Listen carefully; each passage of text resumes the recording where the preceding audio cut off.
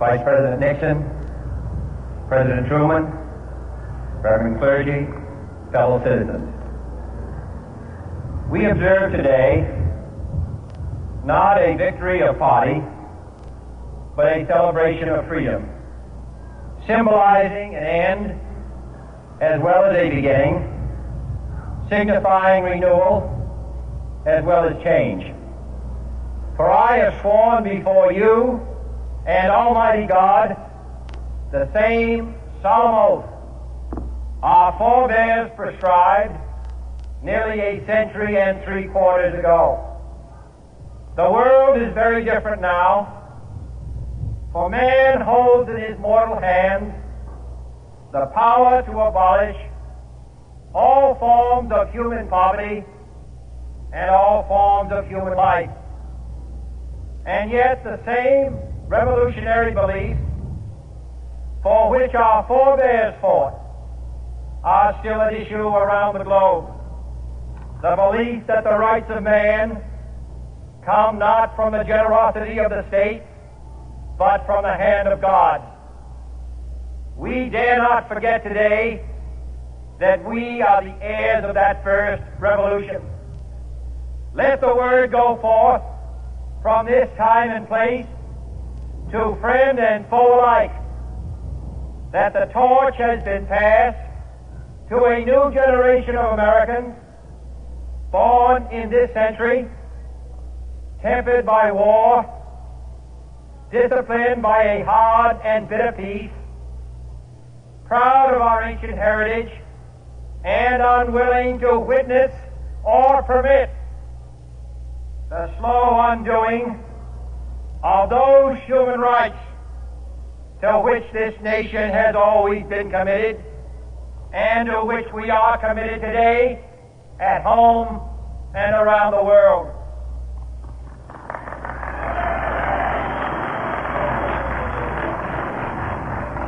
Let every nation know, whether it wishes us well or ill, that we shall pay any price, bear any burden, meet any hardship, support any friend, oppose any foe, to assure the survival and the success of liberty.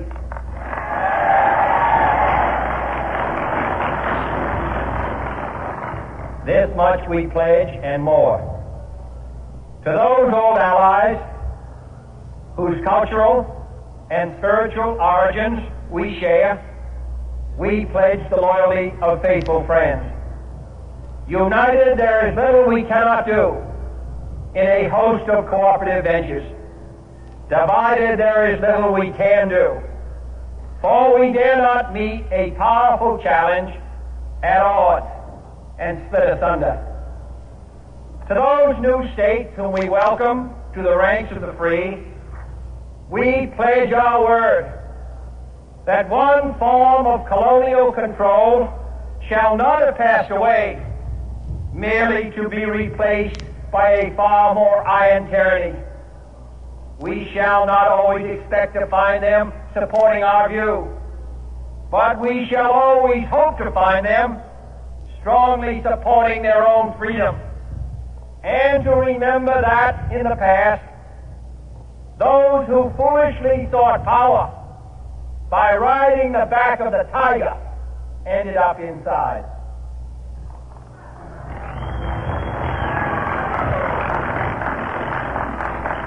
To those people in the huts and villages of half the globe struggling to break the bonds of mass misery, we pledge our best efforts to help them help themselves for whatever period is required, not because the communists may be doing it, not because we seek their votes, but because it is right. If a free society cannot help the many who are poor, it cannot save the few who are rich.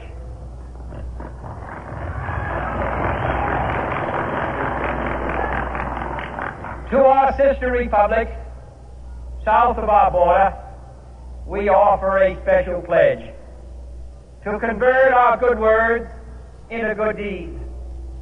In a new alliance for progress, to assist free men and free governments in casting off the chains of poverty. But this peaceful revolution of hope cannot become the prey of hostile powers. Let all our neighbors know that we shall join with them to oppose aggression or subversion anywhere in the Americas. And let every other power know that this hemisphere intends to remain the master of its own house.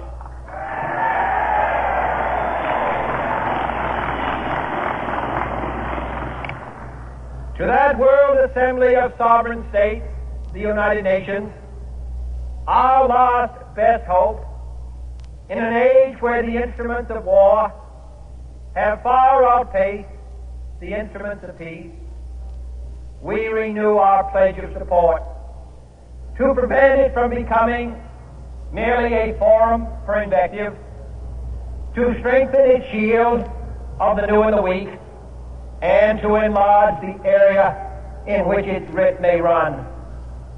Finally, to those nations who would make themselves our adversary, we offer not a pledge, but a request that both sides begin anew the quest for peace. Before the dark powers of destruction, unleashed by science, engulf all humanity in planned or accidental self-destruction, we dare not tempt them with weakness, for only when our arms are sufficient beyond doubt can we be certain beyond doubt that they will never be employed.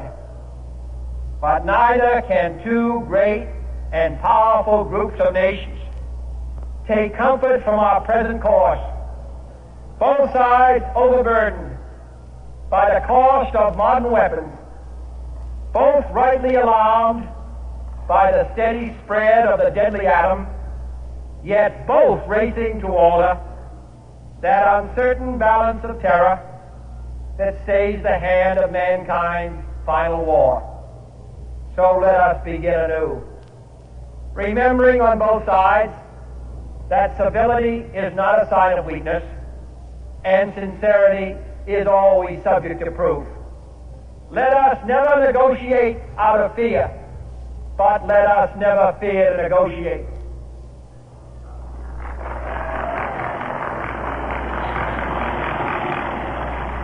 Let both sides explore what problems unite us, instead of belaboring those problems which divide us.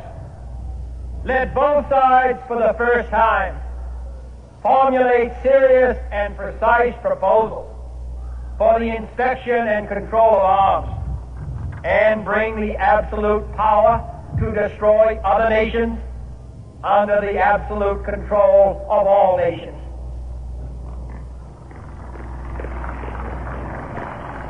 Let both sides seek to invoke the wonders of science instead of its terrors. Together, let us explore the stars, conquer the desert, eradicate disease, tap the ocean depth, and encourage the arts and commerce.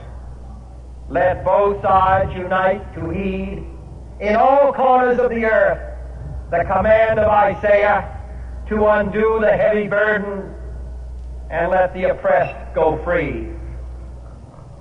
And if a beachhead of cooperation may push back the jungle of suspicion, let both sides join in creating a new endeavor, not a new balance of power, but a new world of law, where the strong are just and the weak secure and the peace preserved. All this will not be finished in the first 100 days, nor will it be finished in the first 1,000 days, nor in the life of this administration, nor even perhaps in our lifetime on this planet. But let us begin.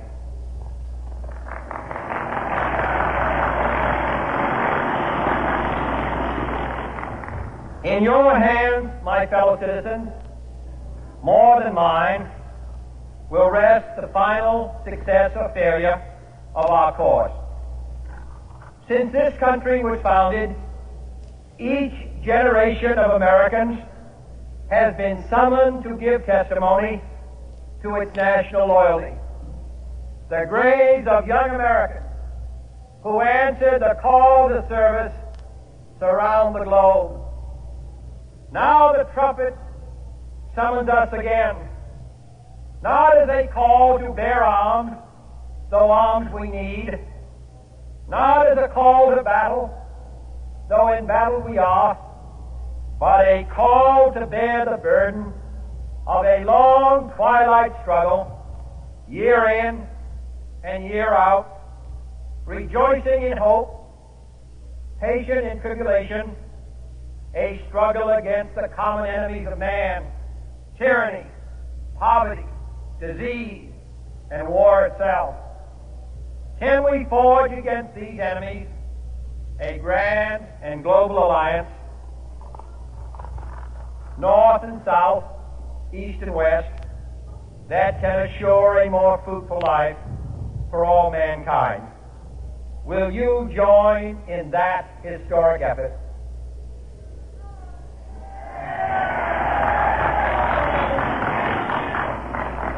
In the long history of the world, only a few generations have been granted the role of defending freedom in its hour of maximum danger.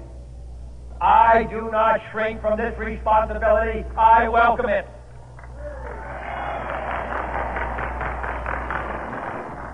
I do not believe that any of us would exchange places with any other people or any other generation. The energy, the faith, the devotion which we bring to this endeavor will light our country and all who serve it. And the glow from that fire can truly light the world.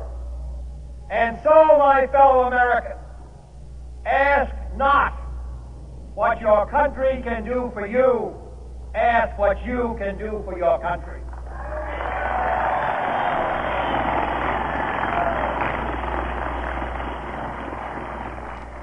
My fellow citizens of the world, ask not what America will do for you, but what together we can do for the freedom of man.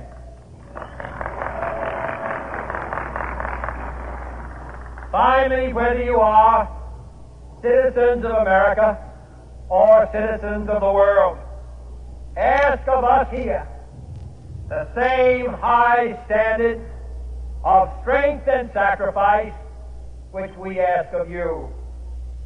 With a good conscience, our only sure reward, with history the final judge of our deeds, let us go forth to lead the land we love, asking His blessing and His help, but knowing that here on earth, God's work must truly be our own.